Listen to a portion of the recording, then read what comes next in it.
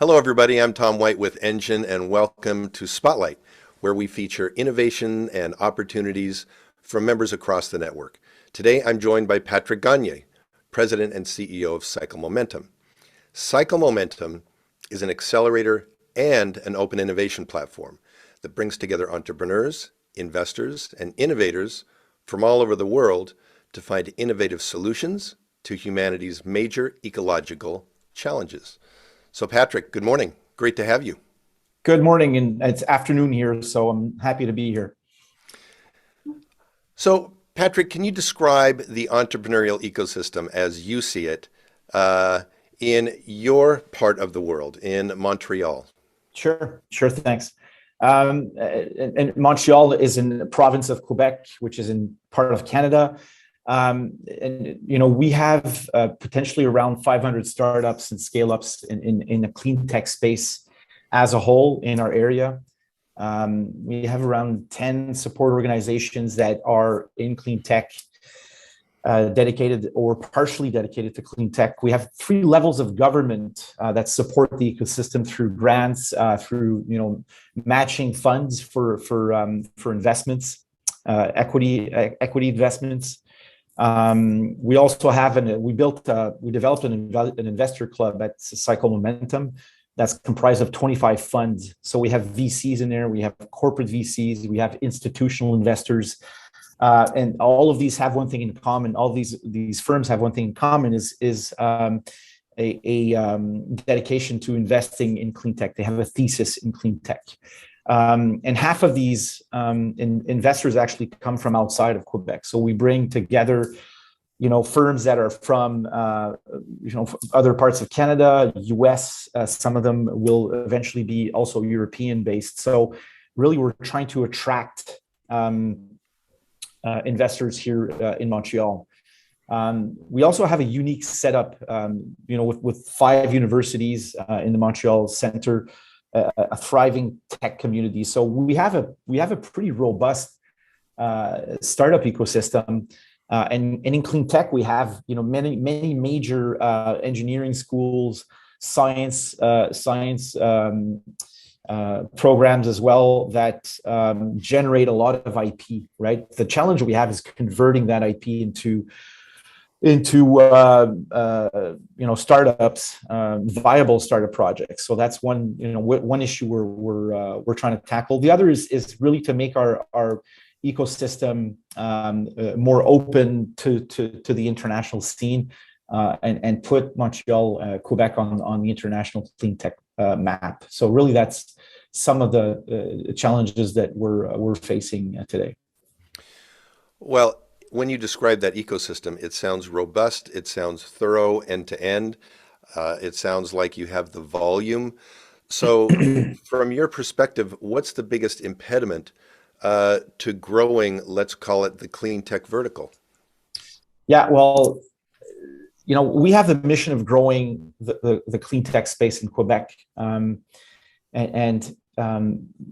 What we're trying to do is addressing the pressing need to accelerate the race towards our net zero goals as a society. And one thing I strongly believe in our organization as well is that innovation is one of the key drivers to reach that goal. And when you look at I read recently Bill Gates, Larry Fink as well.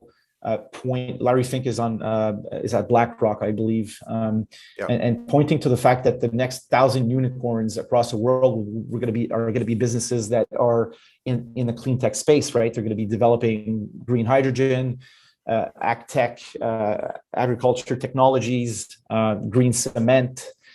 So really, that's where it's going to be coming from. But ironically, our challenge is that we have a shortage of startups in the clean tech sector in Quebec, in Montreal, and that's one question we posed together, Tom, you and I, when we discussed a couple of weeks ago. Is this state of our nation? Is it the same elsewhere? Is it the same in California, for instance? I'm sure that you have a lot more startups in clean tech than we do here. So really, it's a challenge that we're going to be tackling head on. we're gonna need to grow our clean tech sector,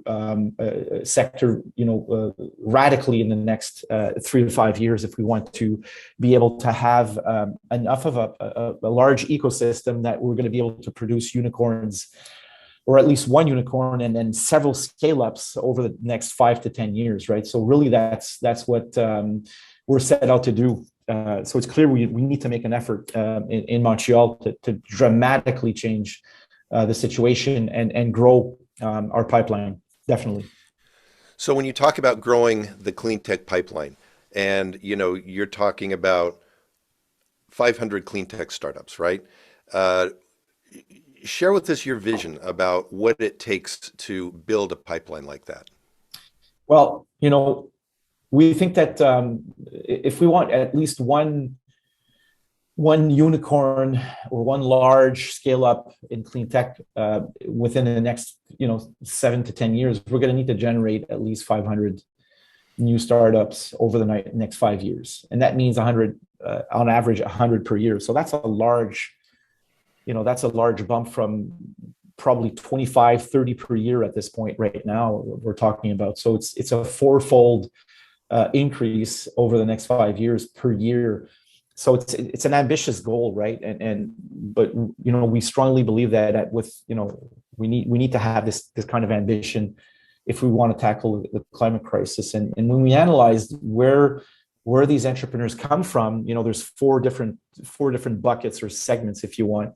One of them is the academics sector, which represents around 50% of our startups in clean techs actually originate from university projects, researchers in different fields of engineering, physics, science, but also business degrees as well that start new entrepreneurial projects in clean tech.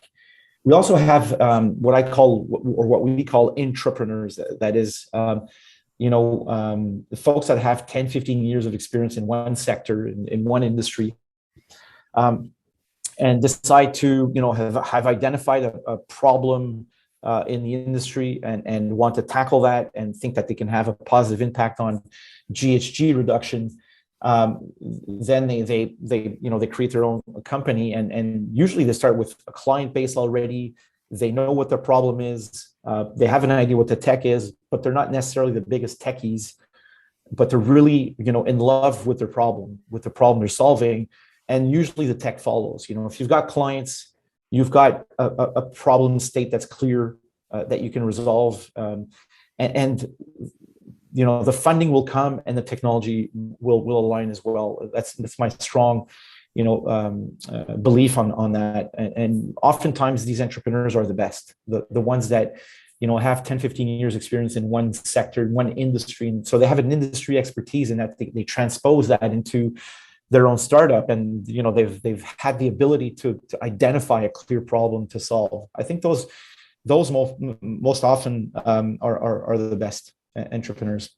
We also have adjacent technologies, entrepreneurs that have tech, didn't know that they could have a positive impact on GHG reductions, and then pivot on their model and adapt their technology to be able to have a positive impact on the environment. Those are also another source of new entrepreneurs, new companies in clean tech. And then we have a final smaller segment, which is comprised of immigrant entrepreneurs that want to develop technologies in clean tech. So those are the four main buckets, if you will, or segments that are comprised in our funnel for clean tech companies. And we started identifying for each bucket, what is the best strategy to increase the funnel. Really, that's what it's about. So how do we go from 25 companies in clean tech per year created in clean tech to 100? And really our low-hanging fruit is starting with academia. So that's the first project or first track that we're going to be setting out to tackle. And really, it's in that case, it's about venture building, right? It's working with researchers and accelerating the transition from lab to market, right? How do we do that? And typically when you look at companies in clean tech, you're looking at technologies that are a lot more complex than building a SaaS system or mobile application, right? It's oftentimes deeper technologies that require hardware, chemistry, and software as well, and typically have longer technology roadmaps. So the challenge is identifying these key technologies and then validating their potential commercially. Oftentimes these researchers don't have a commercial background, so that's where we're going to be.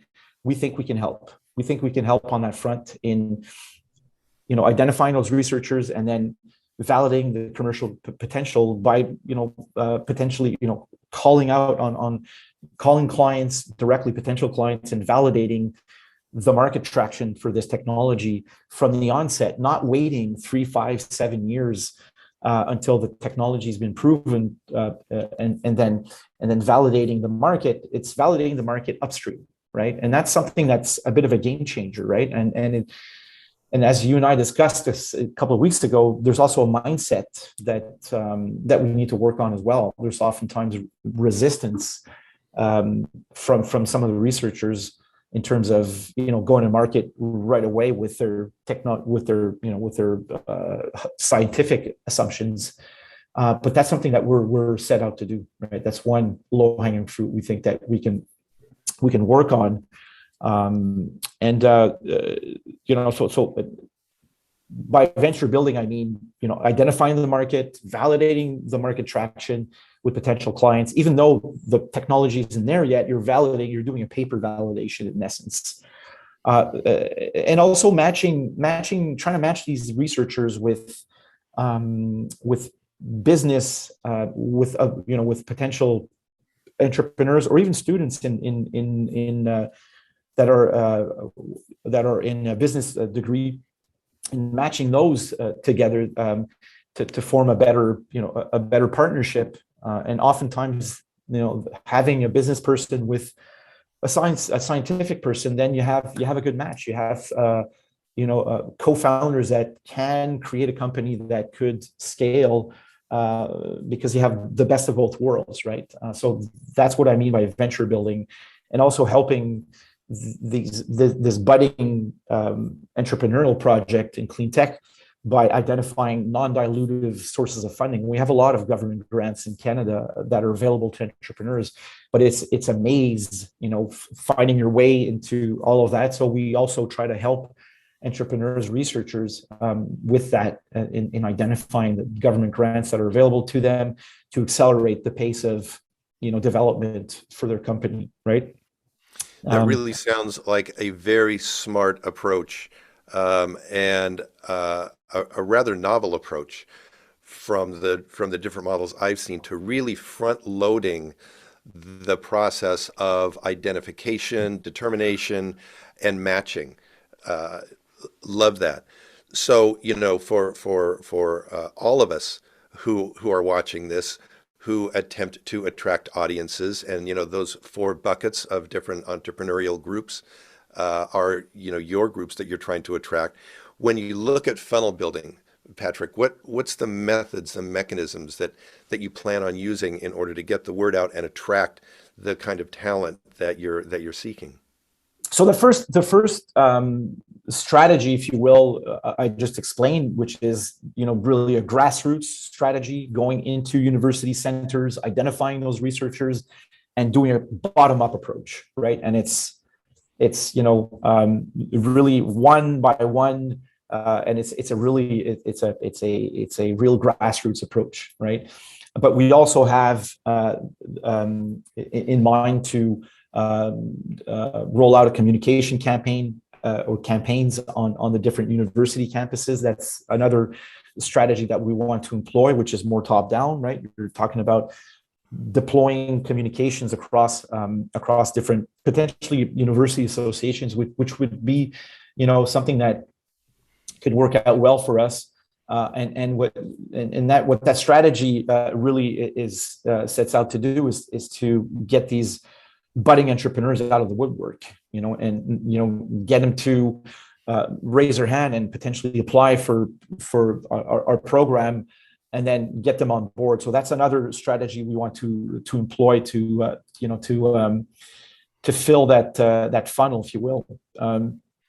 So working on a third strategy would be to develop a form of prize program and fund that through donators, and then attracting having prizes attracts a lot of new entrepreneurs, for sure. If you have a $25,000 prize, $50,000 prize, that's something that will attract as well through a form of contest competition.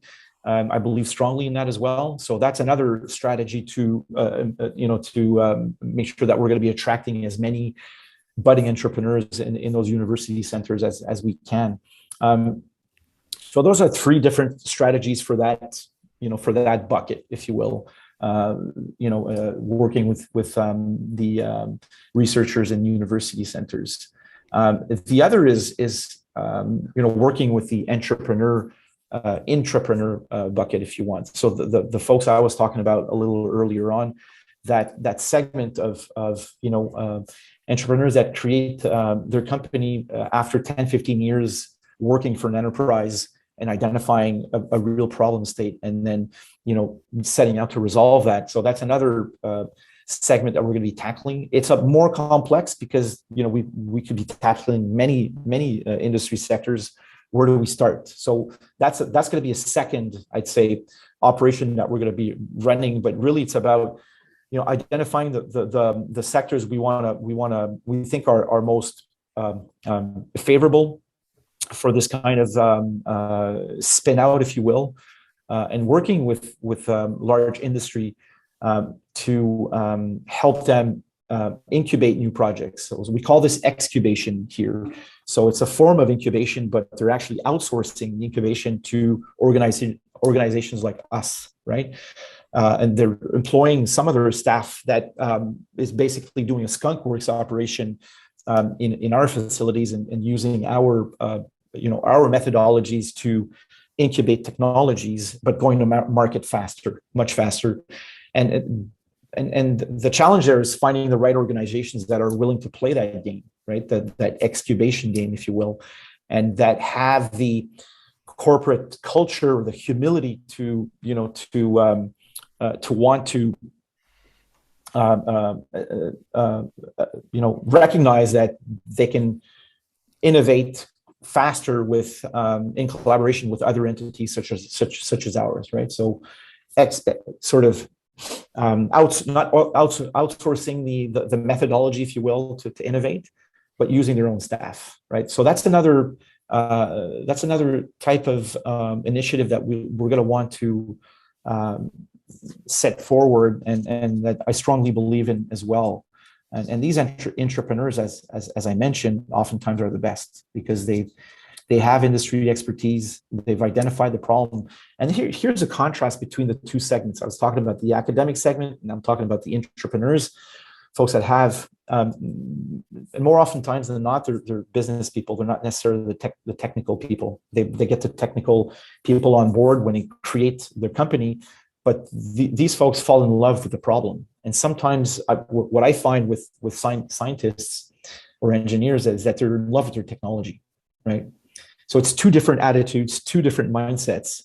And when working with the academic, the researchers, we oftentimes have to educate them into falling out of love with their tech and in love with the problem that they need to solve, right? And that's a mindset shift. Sometimes it takes a little time. Sometimes it's even impossible, right? Whereas when you're working with an intrapreneur, he's in love with the problem. That person wants to solve a problem and is going to find every way it can to solve it. And oftentimes when they spin out, they already have clients. They're already talking to clients and validating their technology.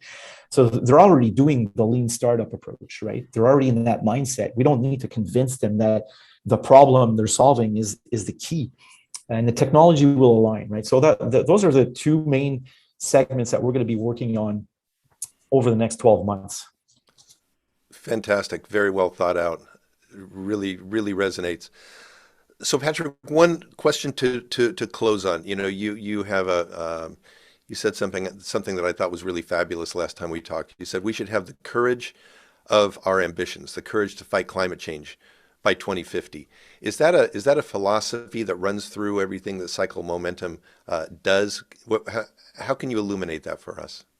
Well, very simply, having the courage is setting out to do stuff that we haven't done before. We've never done this kind of operation with at the university level, doing a grassroots operation and setting out to to convert researchers into entrepreneurs. That's ambition, right? Ambition is trying to convince large corporations to change the way that they do innovation and outsource potentially some of their innovation to organizations like ours. It's setting a goal, an ambitious goal, like having 500 startups created in clean tech over the next 5 years. That's very ambitious, and it's going to need a lot of heavy lifting to get there. But I don't see any other way of tackling our humongous, daunting problem of our climate. The climate issue is so daunting that we cannot. I don't think we can afford having small ambitions and small goals. We can't afford anymore. So really, what's animating me as a person, as a former entrepreneur myself, and a business person today, coaching other entrepreneurs is all about velocity. Is how do we accelerate at any cost? Like, how do we make this quicker? How do we accelerate the pace at which we convert from lab to market? How do we accelerate the pace at which I think large companies have a role to play in this? And our organizations, one of our goals is to help these organizations accelerate the pace at which they're innovating in clean tech and opening their minds into doing open innovation, if you want. So really, that's what it's, when we talk about having the courage of your ambitions, that's what we talk about. That's what, and we live that every day. It's all about being in the mindset of exploring stuff that we've never done before. Other than French, by the way, right? We have the courage of our ambitions. We don't believe in half measures. We stay true to our word. That's what it says here. It's fantastic. Yeah. Love it. That just rings with the zeitgeist of innovation and even perhaps design thinking in there, I think, too. Absolutely. And it's as an entrepreneur, I lived and died by applying lean startup methodology or design thinking methodologies, and it's all about velocity. There's many more aspects to that process or that thought process, but in the mindset, and it starts with mindset. It's all about the ability of going to market quicker than your competition, and that's what we're trying to infuse in clean tech. I'm faced with entrepreneurs that come to us with 7 to 10 year roadmaps. I'm like, oh my God, it's too long. How do we shorten that? Even though it's hard, I know it's hardware, I know it's materials, it's advanced materials. We need to shorten our roadmaps. It starts with mindset, right? Absolutely. Patrick, it sounds incredible. For companies, organizations, entrepreneurs, university scientists who want to get in touch with you in order to begin a dialogue, how do they best do that? The best way is to go to cyclemomentum.com, and from there you can contact us. There are many contacts available online on our website. You can also contact me at pgagne at cyclemomentum.com. Perfect. Patrick, thank you for a fabulous interview. It was really great to connect again. And I look forward to checking back. Let's check back in another 6 months and let's see where the acceleration process is, because you will have had a chance to bounce even further than you are now, bounce the philosophy against the market, and then see what the results are looking like. I really look forward to hearing Absolutely. about that. Absolutely. Fantastic. Thanks. Patrick, Thanks for having us. thank you.